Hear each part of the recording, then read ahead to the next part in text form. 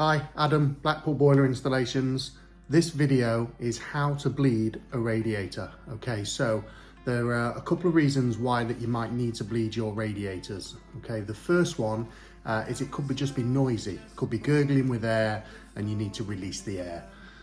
So bleeding the radiators can release a bit of the air. The second reason is you might have had some work done. You might have taken a radiator off for decorating and you might be putting it back on, in which case you'll need to bleed your radiator. So that's perfectly fine to do yourself. The third reason, and the most common, is that the radiator is full of air and it's just not heating up. So the top of the radiator is cold and you'll need to bleed the radiator to release some air. So let's make a start. What we're going to need, we're going to need some tissue to catch any water, and we're going to need a radiator key just there. Now these come in all shapes and sizes. You can get them from your local DIY shop. They're probably about £1, so they're not expensive, but you need one at home. Keep it in a drawer, you never know when you'll need it. So what we're going to do is we're going to just explain what you should do and shouldn't do when bleeding a radiators, okay? So the most important things to do are make sure that your boiler's turned off, okay?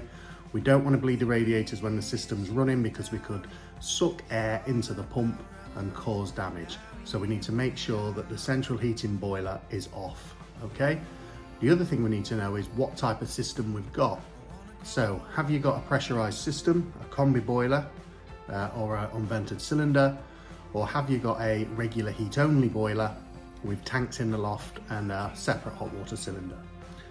If you've got the latter, which is a heat only boiler and a regular system, you can just relax and bleed the radiator and you don't have to fill any pressure up or do anything.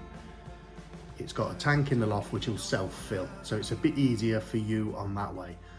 If you've got a pressurized system, you will need to go back to the boiler or the cylinder, find your filling loop and top the pressure back up after you've bled your radiators. We do have other videos on our website which tells you how to find the filling loop and how to pressurize your system. So what we need to do is we need to take the key, put it in the air valve of the radiator, turn it a quarter turn to the left and wait till we get air. You should hear a hissing sound, a bit like this, which will let you know that air is coming out of the radiator. The moment that water comes out, we need to turn that key quarter turn back to the right. Okay, so all we're waiting for is water. Air is bleeding, water means finished, don't need to do anything else. If you go around to each radiator, just make sure they've all got water, okay? If they've got air, just keep bleeding it until you get water. That's all you need to do. Another top tip is always start from the bottom floor and work your way up to the top floor.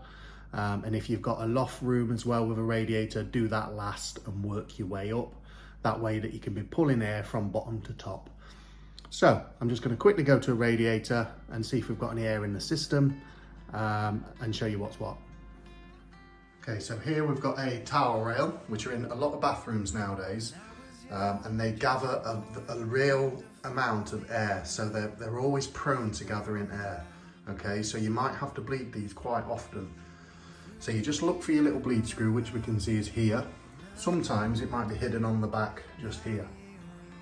All we do, get our radiator key just in there and we turn it to the left slightly. And if we get air, we know we have to leave it until we get water, okay? So you can see there that we had water straight away. So we know that radiator is full. So it's full of water, so it should get hot to the top. That is how you bleed your radiator. Every time there's air, just leave it until it gets water and turn it back. Exactly like this.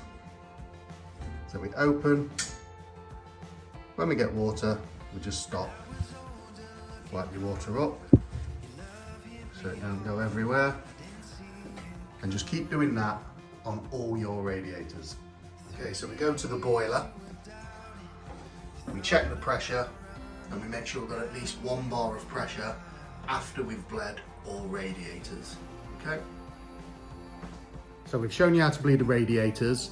How often should we be doing this? It's nice to check a couple of times a year, and really if you had to bleed them every month and you was getting quite a lot of air, then you're best off speaking to an engineer, because there could be an underlying problem. You could have a leak somewhere on the system. You could have a hydrogen build-up in the system due to corrosion. So I would expect bleed them once a year. You shouldn't get too much. If you consistently bleed them, then seek the advice of a professional.